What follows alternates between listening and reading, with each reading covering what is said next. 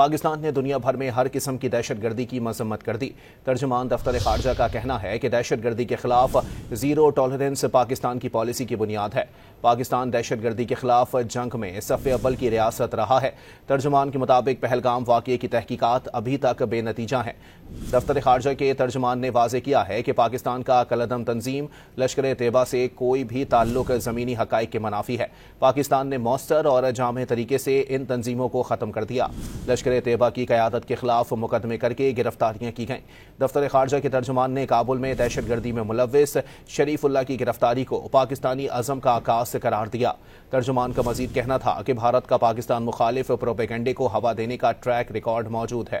بھارت مقبوضہ کشمیر کے مظالم سے بین الاقوامی توجہ ہٹانا چاہتا ہے۔ پاکستان انسداد دہشت گردی کی حمایت جاری رکھے ہوئے ہے۔ عالمی برادری دہشت گردی کے خطرے سے نمٹنے کے لیے معروضی اور غیر امتیازی پالیسیاں اپنائے۔